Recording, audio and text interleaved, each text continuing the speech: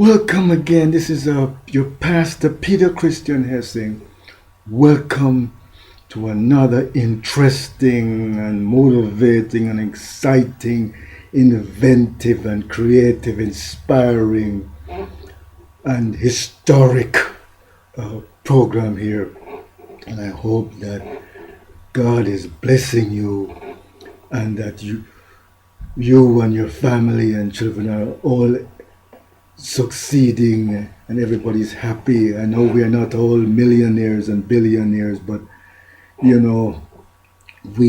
all can overcome our problems if we turn to God. And as I say, and Jesus says, ask and it shall be given unto you, seek and you shall find, knock and it shall be opened unto you.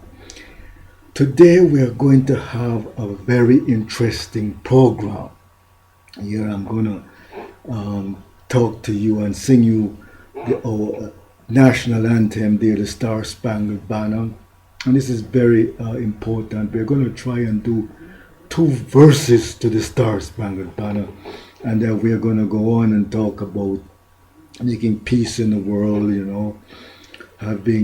preventing terrorism, talking about preventing wars, saving lives there, and also trying to stop terrorism there. And then we'll talk about trying to create a 24/7 system to prevent nuclear war. And then we'll touch on and do a bit of Bible study and so forth. So we have a lot of interesting things that we're going to be covering. As I told you, that we want to build a variety program where you, the audience, can interact with me. So if you want to get in touch with me, you can get me on Facebook or on Twitter. It's Peter Hessing there. You can reach me there, or send me an email at peterhessing@outlook.com. Now I wanted to do something on the national anthem. We're also on YouTube. The Star Spangled Banner. And I just want to give you a background about the Star Spangled Banner here. And a lot of Americans have been singing this song for about 100 years. And it's a very beautiful song. And I was born in Jamaica, and I was able to come up from Jamaica and become an American citizen. And I've always heard the Star Spangled Banner. I learned the Star Spangled Banner there. And what had really happened is that Francis Scott Keys, this was during the Revolutionary War there in 1812, 1814 there, and Francis Scott Key had gone to negotiate with the British the release of some prisoners which were being held in a ship, in the bottom of a ship. These prisoners were imprisoned on the bottom of a ship, and Francis Scott Key had gone to negotiate the release of these prisoners. On the shore, there, the American independence forces, and there was this Fort Henry, and on that Fort Henry there was the American flag. And what really happened, the British also were trying to bombard Fort Henry, and they were trying to shoot down the American flag which was standing there. And they demanded that the Americans take down that flag. And of course the Americans would not take that flag, and they started bombarding Fort Henry where the flag was. And while Francis Scott Key was negotiating the release, trying to get these prisoners out there during the night, he went down and told the prisoners that they were bombarding Fort Henry and trying to shoot down the flag, and the prisoners were sort of asking him if the flag was still standing, because the British decided that if they took down the flag, if the flag fell, they would stop bombarding Fort Henry. But of course the flag lasted throughout the night. They bombarded Fort Henry all through the night, and they couldn't hit down the flag. and it stood throughout the night, and that's when Francis Scott Key went out and wrote the Star Spangled Banner. And most Americans, we have just been accustomed to singing the first verse of the Star Spangled Banner. And one day I was able to go through it. I think I was in a church, and I took up a church hymnal and looked through it, and I saw the two verses there. And I think I went in the library and I saw that the Star Spangled Banner had actually 4 verses. But like every song, the important verse is always the last verse. And when I got to the 4th verse and read the 4th verse, then it dawned on me, and I was shocked to realize the importance of that 4th verse, because most songs, the last verse is the climactic verse. It really has 5 verses. Francis Scott Key wrote 4 original verses, and what really happened, I think a Supreme Court justice added a 5th verse because they wanted to make sure that the Star Spangled Banner would be accepted. So this justice on the Supreme Court wrote a 5th verse to it. But this 4th verse of the original, written by Francis Scott Key, is a very important verse, and I'm going to sing those 2 verses. I'm going to sing the first verse and the 4th verse, and I really would like all Americans to really learn that 4th verse, and you realize that how beautiful the Star Spangled Banner is, that the anthem is not just singing about our flag, but it's singing about more than that. It's singing about love and about peace and about heaven, and we've been preserved as a nation, and we're putting our trust in God. It's singing about Americans and the world trusting in God. Okay, so I'm going to do those first 2 verses there to the Star Spangled. I really would like all Americans to learn that 4th verse, and at least learn 2 verses to the Star Spangled Banner, and sing it, when you go to a baseball game or a football game, or a tennis game, or sing it in church, and pray to God, that we can elect and get the right leaders, the right president. So here we go, then, Star Spangled. I hope I get it right.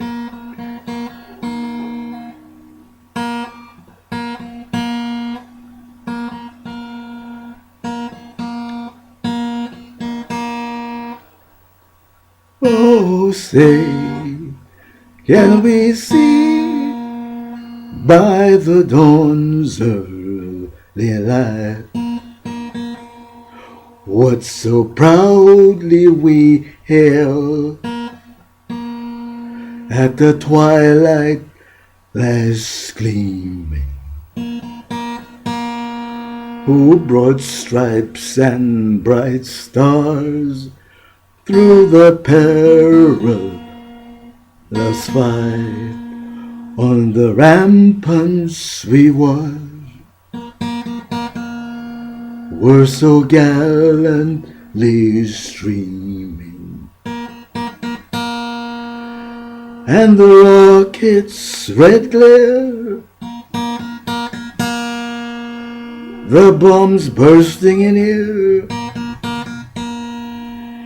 gave proof to the night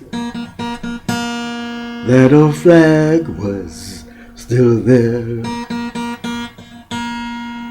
Oh, say does that star-spangled banner ever wave o'er the land of the free and the home of the brave?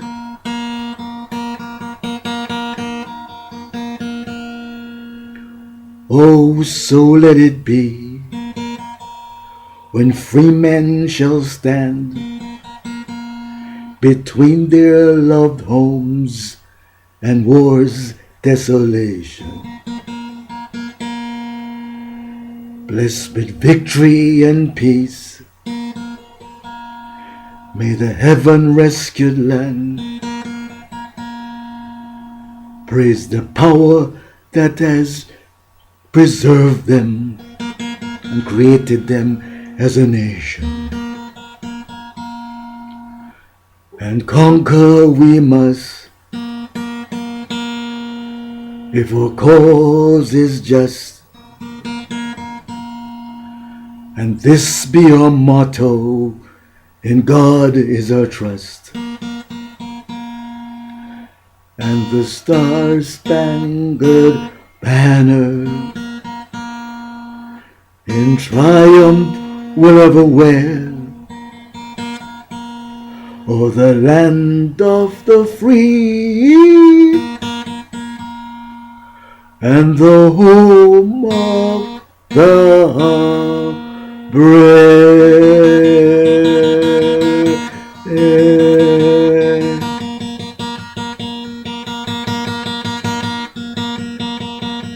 And this be our motto, in God is our trust. And the star-spangled banner in triumph will ever wave, o'er the land of the free and the home of the brave.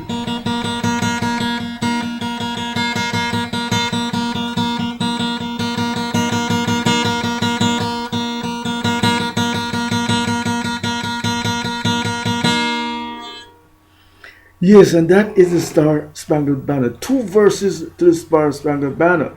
That's the first verse and the 4th verse. And this 4th verse is really the important verse, the climactic verse of the Star-Spangled Banner. I'm going to read it to you. That's all the powerful words here.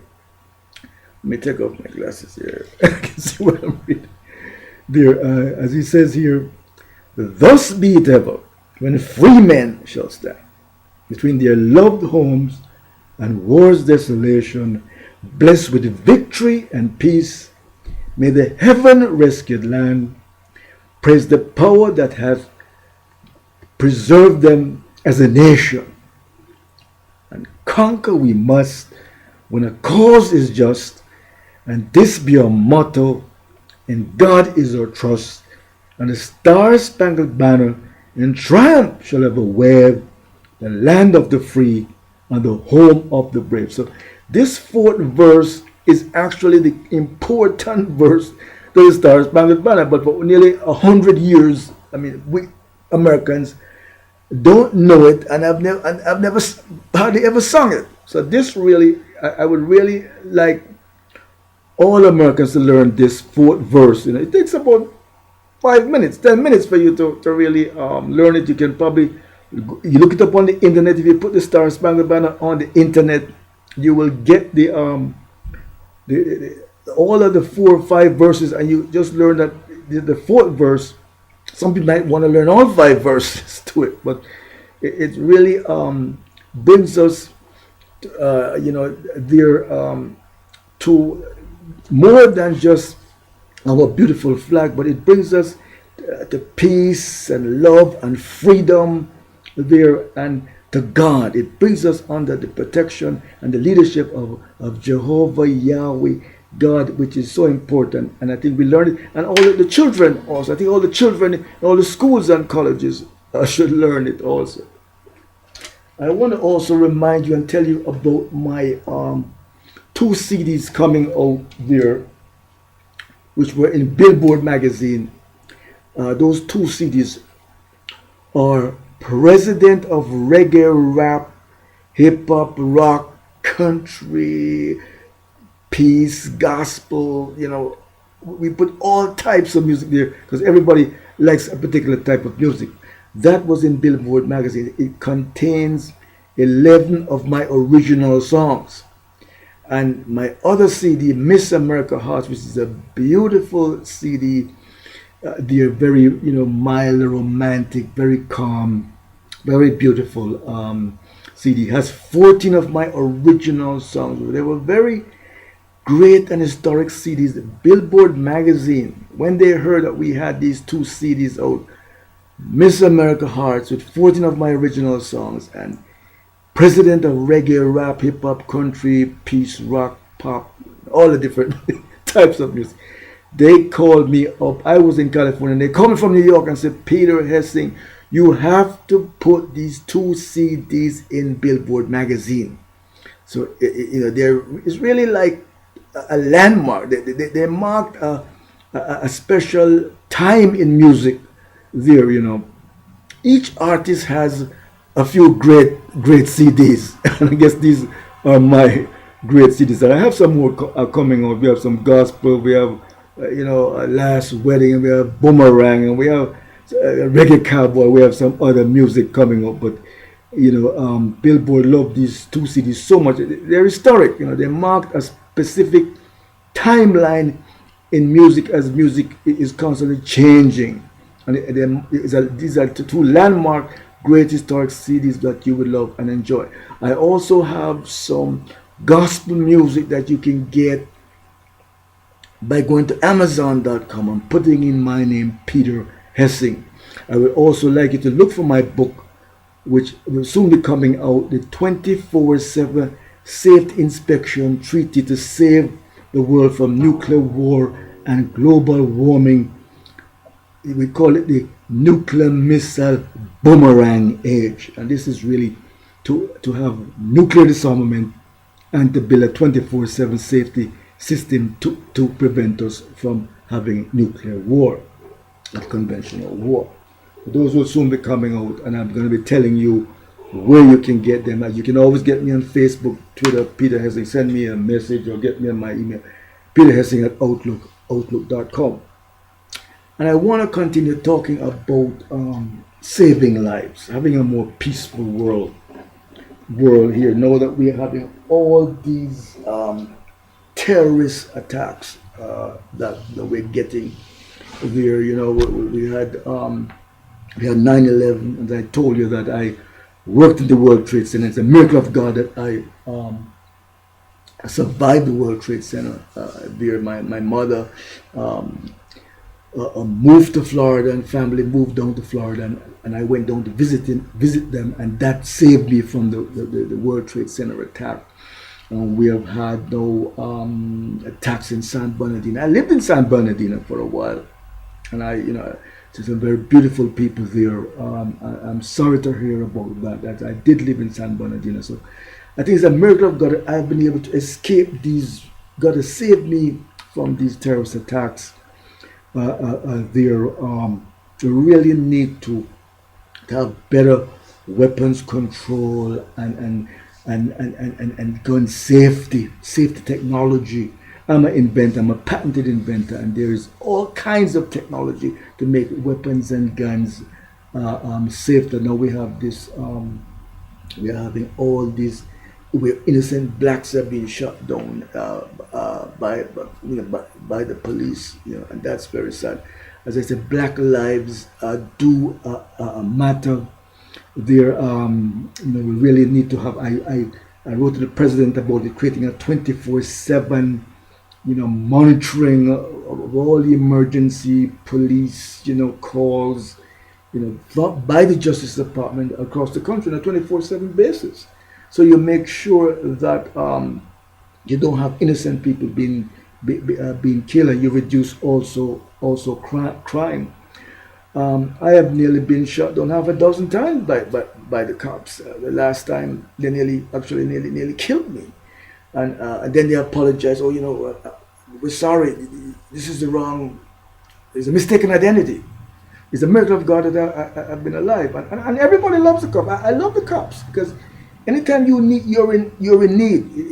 If your life is on the line, or your house has been broken into, or somebody is attacking you, you're gonna get on the phone and call 911. You're gonna call the police. So everybody loves the police, but you need to have a 24/7 system that can prevent innocent, unarmed people from being shot down. We have Trayvon Martin and Eric Garr, and Michael Brown. All these people they've been shot down, and there's also the case of which I relate to you, 55-year-old grandmother in Chicago there, but she went to open the door. She was expecting the cops to come because there was some problem there in the building. And when she went to open the door to let the cops in, they shut her down. This is a 55-year-old unarmed grandmother. So we need a 24/7 monitoring by the Justice Department in Washington of all that the emergency code, so you can reduce crime. I think it would stop crime and gang violence and reduce drug violence. Having 24/7 monitoring by the Justice Department in Washington, all the emergency calls and the police actions, and that can be done. We have technology now that we can do that. I wrote to the President of the White House about doing that. I know we have all these terrorist attacks. We have had attacks in Paris, over 100 people killed. Now, we have had attacks in Brussels. There are another 30 odd people killed, over 100 odd people being injured. Attacks in Britain there. And I also heard today or there that there were terrorist attacks in Pakistan, probably 60 innocent people being killed. Another attacks in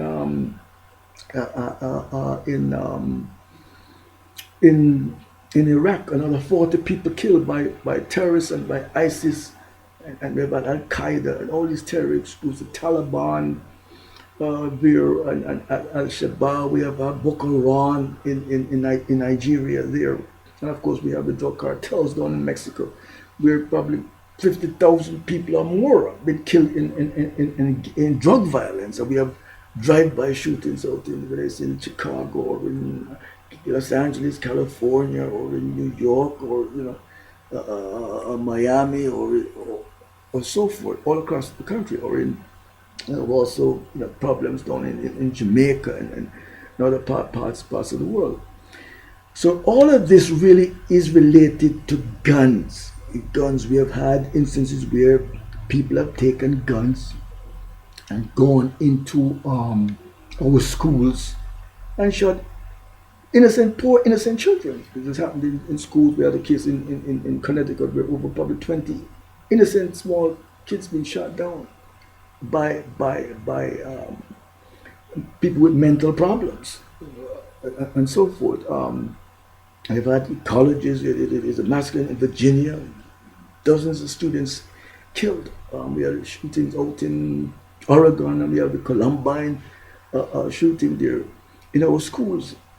And all this means that we have to have some kind of safety, having smarter and safer gun technology.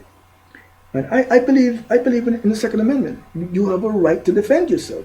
If you feel that you need a gun in your home to protect you and your family, you have a right to do that. Some people have businesses where they have to have guns to protect themselves. Some people are ranchers out on own land, and they have to have guns for their own protection. And they could be attacked by a snake or a lion, a tiger, a bear. They need to have weapons to protect themselves. And I strongly feel that we need to do that. We need also weapons for self-defense.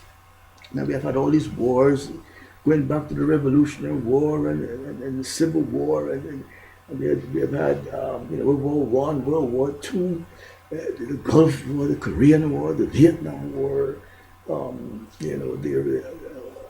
these various wars. We do need weapons to defend ourselves, but I strongly feel that we need to have safer gun technology. I'm a patented inventor, and I've had inventions. And I know that there's so much technology out there now that we really need the government to require the gun manufacturers to make safer weapons that can save lives. We have these terrorists out there, and they have American weapons. ISIS, they have billions of dollars worth of American weapons that some of it they have stolen, some of it they have bought from America and companies abroad, some of it they have bought on the internet. So we really need some kind of system to prevent these weapons from going towards these terrorists. The only way that we are going to defeat terrorism is when we're able to cut off the weapon supply to the terrorists. As long as the terrorists are able to get guns and ammunition and arm themselves, it's going to be very impossible to prevent them. And this is what I think the Republicans have to realize: is that they're talking about all these different ways of defeating terrorism, preventing the radicalization of children and kids going into Muslim and joining these terrorist groups. But one of the main things is that we have to prevent our American weapons from going to these terrorists. Oh, and we really have to get our governments and the weapons manufacturers to make smarter weapons. And a lot of people might be, um, might not feel this way, but I strongly feel that if the weapons manufacturers can make safer weapons, I would give them. I think the government should give them a tax credit or investment credit. If they can make guns safer and save lives, then we could give them an investment credit to do that. Encourage them to make safer weapons. Now you have all this technology. You can imagine if you start putting recorders into guns and cameras in the guns that can record how a gun is being used. Putting GPS into guns where where these weapons are. Phones in the guns, beepers. All this type of computers in the gun, all this type of technology can make guns safer. There is so much technology that you think of 100 different things that you could put into guns and magazines. To make them safer and save lives. And I think some of this technology is going to become inevitable. Once the governments and the peoples realize that this is possible, then we are going to have some countries and some manufacturers uh, uh, creating this type of what I call smart gun safety technology, and this can be applied to all types of weapons. You can put this technology in guns, you can put them into artillery, you can put them into missiles, into tanks, into planes, into submarines. You can actually control every weapon in the world. If you start putting phone technology into all of these weapons, you'll be controlling every weapon in the world, from guns to even nuclear missiles. So we do have the technology to build safer weapons. It is up to our governments and the people to decide what type of technology you really want. Do you want to have a recorded technology where anytime somebody picks up a gun and tries to use it, that is recorded? Or do you want to have monitored technology where anytime somebody starts using a gun or a weapon is monitored 24/7 basis? Or do you want to have go further and have emergency turn off of weapons where if somebody goes into a school and started shooting children and innocent people, you can shut off these weapons? Or these groups go abroad, they get American weapons and go and start to have wars. You can turn off those weapons. Or if it goes to drug cartels killing thousands and thousands of people for drugs, you can shut it off. That's all very possible technology. The problem is that for years and years, nobody really thought that you could control guns and bullets. People just felt, well, if you get a gun and you have bullets in it, I mean, you can't be stopped. There is nothing that can be. But these things are all man-made. Man has made these weapons, and we can create systems that can record, monitor, control, and have shut down weapons in emergency. And I strongly believe that you have a right to defend you. I'm not against the right to defend yourself. But what I'm saying that so many people have been killed by guns that we need. I know we need to do something to have safer weapons technology. I'm just gonna go to my map here so we can get a better understanding of what I'm saying. Don't worry about these maps. And sometimes this is just to give you a brief understanding of what I'm talking about. Our patent didn't invent. I've had a U.S. patent that we have designed dozens of different types of systems. We have patents, we have copyrights, and so forth. So what I'm saying, this is just a sketch actually. So you can imagine if they started putting, so let's say put cameras in the guns. They start putting cameras in the guns or recorders in the guns. You're gonna be able to record whenever that gun is being used.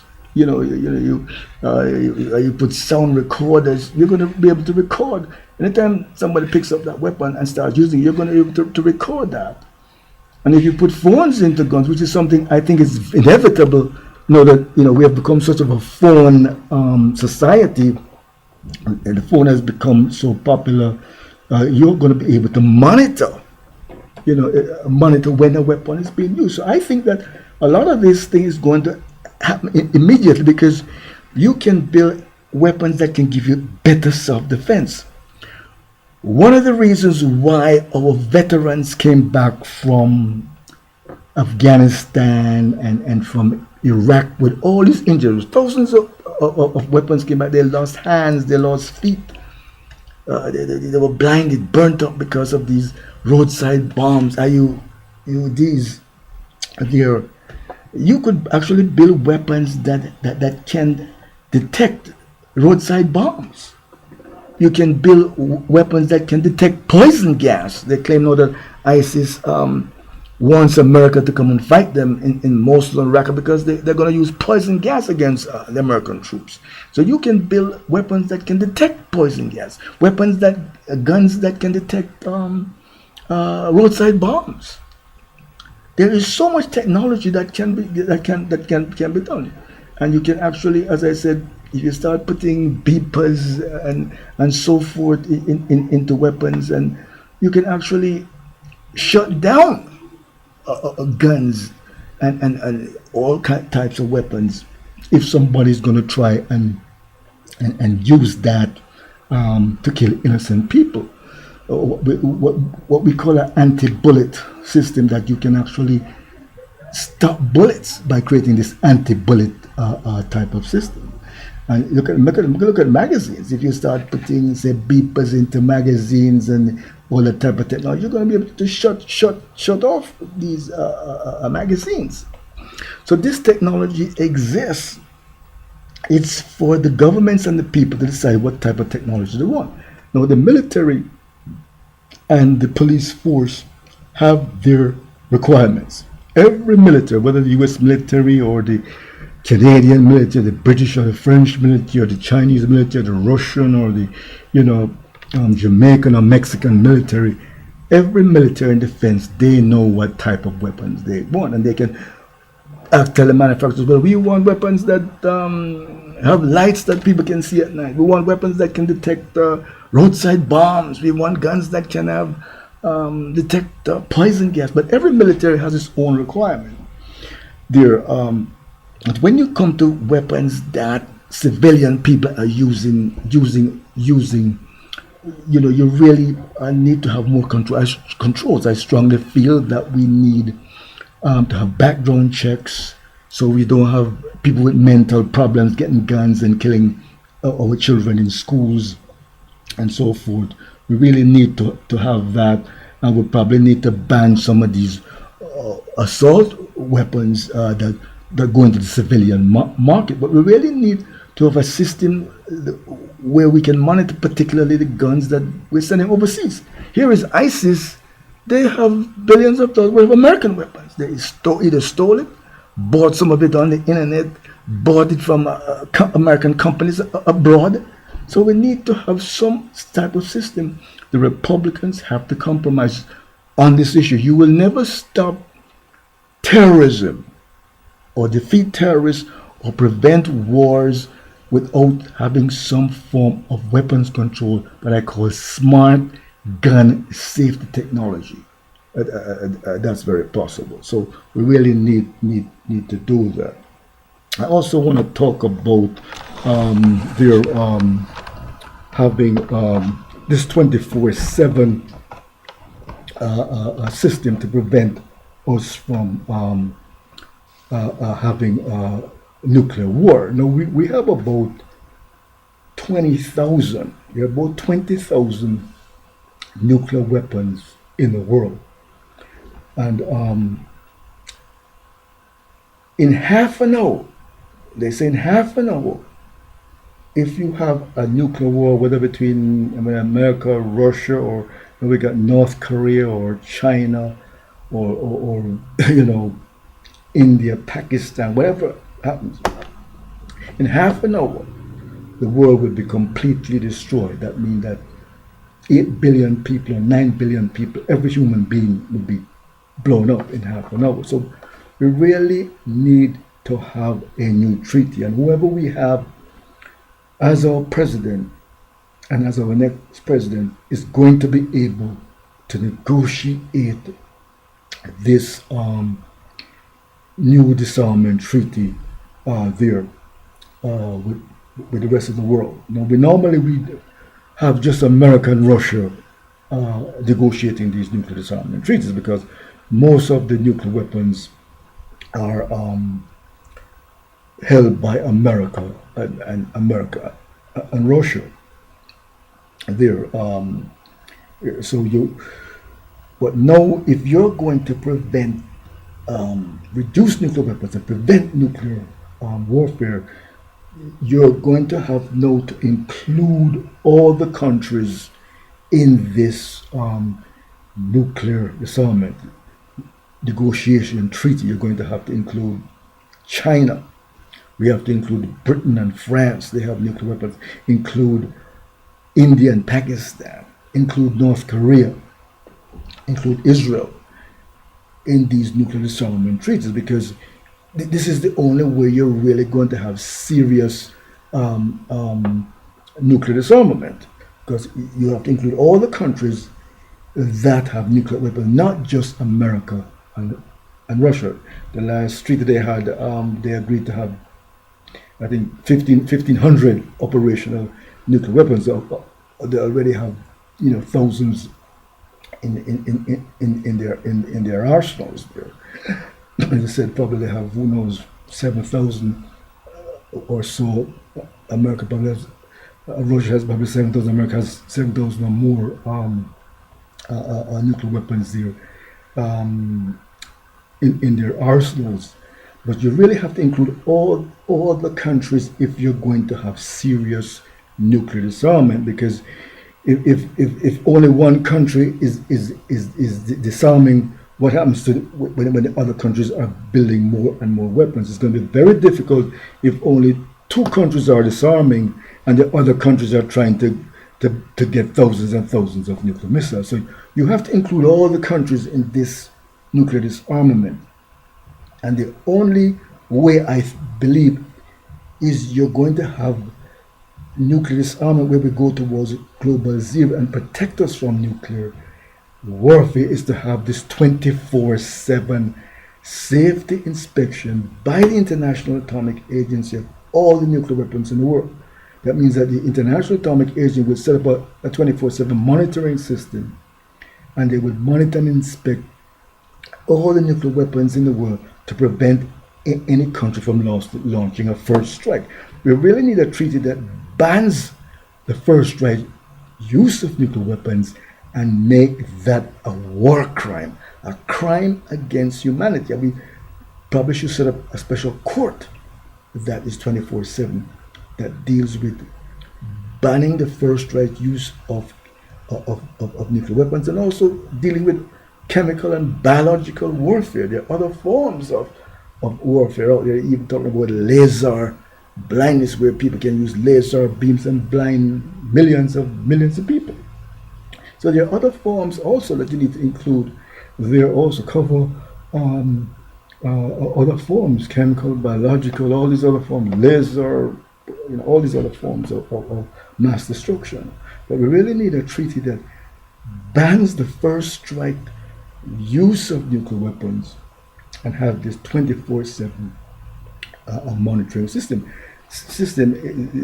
You can't have nuclear disarmament unilaterally where one country decides to do it all by themselves.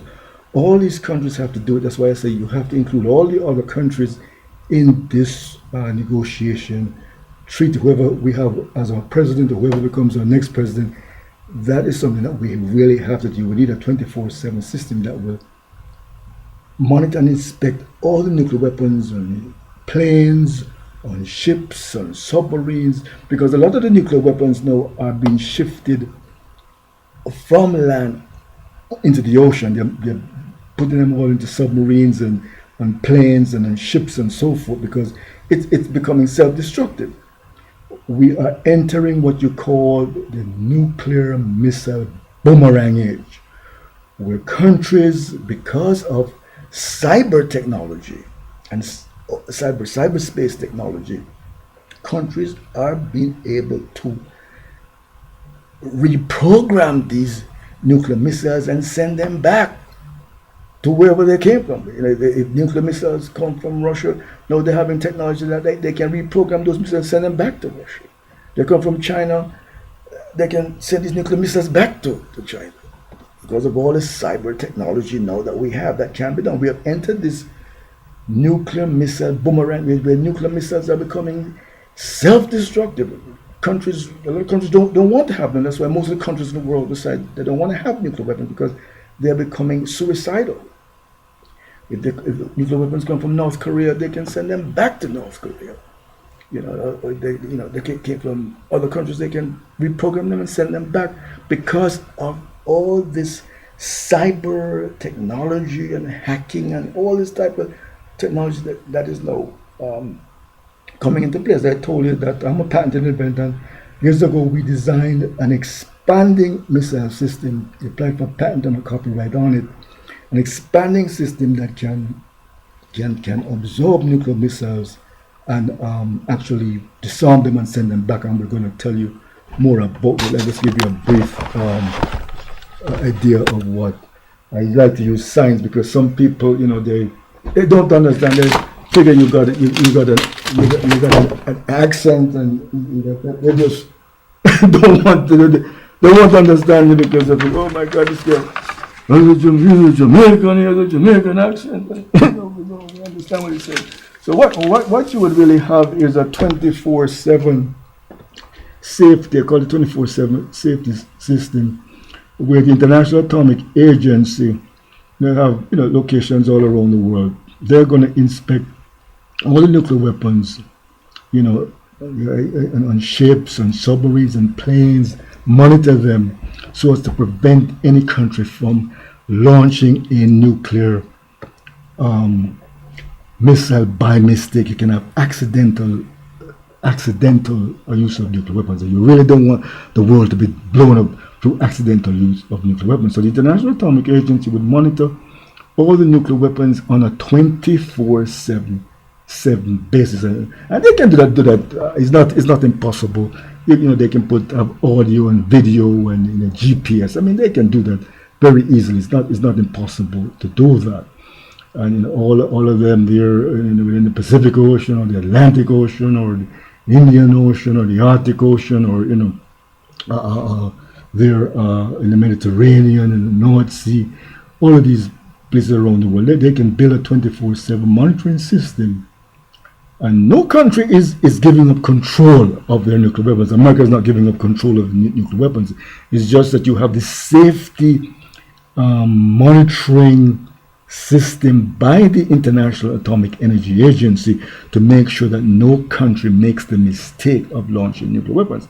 And of course, you have a problem with North Korea. North Korea, of course, they have been trying to build nuclear weapons, put them on top of long-range ballistic missiles. But if North Korea won't comply, then other countries can agree to isolate and neutralize North Korea. That if they try to launch a nuclear missile, they'll either send it back or disarm it. It will be self-destructive for North Korea, because if you send back a nuclear missile to North Korea, it would completely, probably one or two nuclear missiles would completely destroy North Korea. So we're getting into this nuclear missile boomerang age, where through cyber technology and through building, as I told you, I'll tell you more about this expanding missile system that can actually receive nuclear missiles and disarm them. It's not impossible. If we can send a man to the moon and send spaceships out to Pluto and Mars, I mean, we can definitely do this. You know,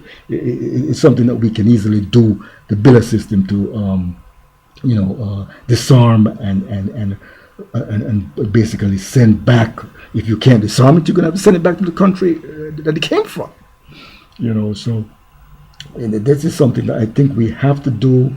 As I said, the countries aren't giving up control of their nuclear weapons. It's just a safety monitoring by the International Atomic Agency of all the nuclear missiles in the world. In fact, Russia and America already have what they call inspections. They have through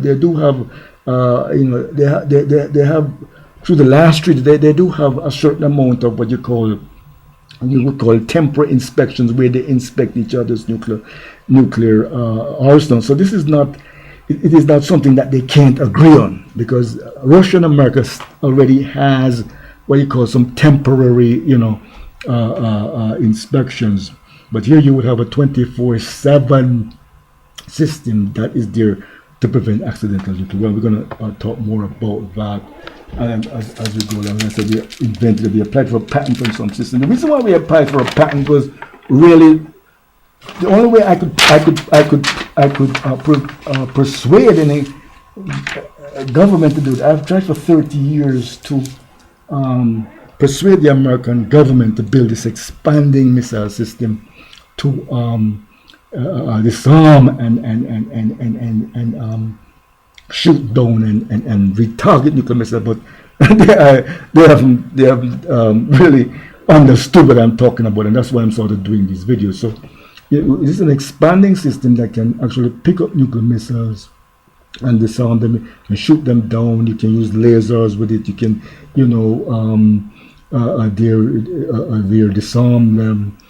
But as I say, if you can't disarm them, we have some copyrights on it.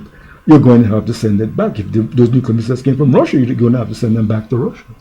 If the nuclear missiles came from China, you're going to have to send them back to China. Nuclear missiles come from North Korea, you're going to have to send them back to North Korea. If they came from Iran, you'd have to send them back to Iran. So we have entered this nuclear missile boomerang age where it is, it's suicidal and dangerous for countries to have nuclear missiles, and that's why most of the countries now are moving their nuclear missiles from land and putting them on ships and on submarines, because it has become so dangerous. So our next president or our present president, we have to have this type of treaty that bans the first right use of nuclear weapons, makes it a crime against humanity, a war crime, and probably we should set up a special court. The Atomic Agency does have what they call a board of governors that you could use as a kind of court. Let them decide if some country violates the treaties, tries to launch nuclear missiles, and they can sanction them and penalize them and so forth. But we really have to make the use of nuclear weapons a war crime or a crime against humanity, and also other things like chemical and biological warfare and other forms of mass destruction. Really make that a war crime, a crime against humanity, and have this 24/7 safety system there. I would like you to look for my book coming out, the 24/7 Safety Inspection to Save the World from Nuclear War and Global Warming, by me, Peter Hessing. and the subtitle is the Nuclear Missile Boomerang Age. We have gotten to that point now where countries want to get rid of nuclear weapons because they're actually self-destructive. People are finding ways. When you think that probably over 100 or nearly 200 countries have signed that non-proliferation treaty, and that they don't want to build nuclear weapons, the only defense that they have is to find a way to protect themselves against nuclear weapons. And they're going to find through cyberspace, find ways to reprogram these missiles, send them back, and to build this type of technology. And when countries start to build this type of technology, it will create a lot of jobs. I think if you build a system that every country in the world can protect itself against nuclear destruction, every country is going to want to have that system. So you're going to create a lot of jobs. It's going to pull a lot of the economy, because this is going to be a safety system that every country is going to want to have. And if you figure out, if you have nearly 200 countries in the world, each of them needing to have a system to protect themselves against nuclear destruction, every country is going to want to have that, and it is going to pull our economies, will create a lot of jobs for our economy. So this is something that we have to do, I think, as God said in the Bible, in Isaiah 2:4, that a time would come when nations will beat their swords into plowshares and their spears into pruning hooks. Nations will not lift up sword against nation, neither will they study war anymore. And God gave us this beautiful planet, and we definitely should not destroy it. I want to do a bit of my Bible study there as a pastor. I got to do a bit of Bible study, and we had started off studying. We started off doing St. John 3:16, and the reason why I started off with St. John 3:16 is that everybody knows St. John 3:16, where God said, God so loved the world that he gave his only begotten Son, that whosoever believeth him should not perish, but have everlasting life. And I found out that is really the key to understanding the scriptures. And I also studied the Quran, and I found out that there is so much misunderstanding between the Christians and the Muslims and the Jews and the Hindus, all these religions, between Christianity and Judaism, and I know we have all this terrorism out there. And the Quran and the Bible, all these scriptures condemn the killing of innocent people. God said in the Ten Commandments, "Thou shalt not murder," and Jesus told us in the Sermon on the Mount that we have to love our enemies and forgive. Jesus told us that we can't even be angry with other people, with our brothers and sisters, without a cause. And in the Quran actually states that in the Al-Baqarah of the Quran, that you have to accept Christians and Jews. Muhammad wrote a Quran based on the Bible, because the Quran was written like 2,000 years after the Jewish scriptures, and 600 years after the Christian scriptures. And the Quran actually says, Muhammad wrote in the Quran, that if you kill an innocent person or kill a believer, God is going to punish you, and you're going to hell. You are not going to be forgiven. The Quran states this very clearly in the Al-Nisa there, that if you kill a believer, you're going to be cursed by God, and your punishment is going to be hell, where you will abide, and Allah will be mad with you. So the Quran condemns the killing of innocent people. It clearly condemns the killing of people who believe in God. It says you're going to hell. If you kill an innocent person, the Quran very clear. You're going to hell. God is not going to forgive you. You are cursed. So we really have to stop all this terrorism. None of this is approved by the Quran or the Bible. You can't go and kill innocent people or kill believers there. It is against both the biblical and Christian scriptures. Now, we have started studying the Bible here, and we start those with St. John 3:7 because St. John 3:16, sorry, everybody knows that verse. And as I said, you can go on from St. John 3 to St. John 4, which is the woman at the well, where Jesus meets the woman at the well. St. John 5, which goes on there to tell us about Jesus raising up everybody on resurrection day, raising up the dead from the tombs, and going to St. John 6, which is where Jesus feeds the 5,000, and you have where Jesus said, "I'm the bread of life," and he performs the miracle of feeding the 5,000 people. St. John 7, where you have he telling the people that they can come and drink. St. John 8, where he says he is the light of the world. St. John 9, where he heals the blind man, and he repeats it that he's the light of the world, light of the world. St. John 10, where Jesus said, "He is the door of the sheep. I am the door." And you can go on all the way. St. John 11, he raises Lazarus up from the dead, and going to John 12, Palm Sunday day, Jesus' triumphal entry, and going like that. I also found out that you can go on further. That same St. John 3, you can go on to the other parts of the Bible, go on to Acts 3:16, where, if you go on to Acts 3, you'll find out that's where Peter and John go into this, in the temple by the gate, beautiful, and Peter and John, they pray and heal this lame man there, where Peter says, silver and gold I don't have, but but the gift of God I give to you. And there Peter makes a great speech. After the Pentecost speech, he tells the people that they should never have killed Jesus, and that they're sorry for that. But you can go on further to Acts, and go into Romans 3, and go on to the 1 Corinthians 3 and 2 Corinthians. You can go all the way down there into Romans, Corinthians, and Galatians 3, and you can take this thing all the way down there to Thessalonians. You can go all the way down to John. Go back to the other John. There's another John.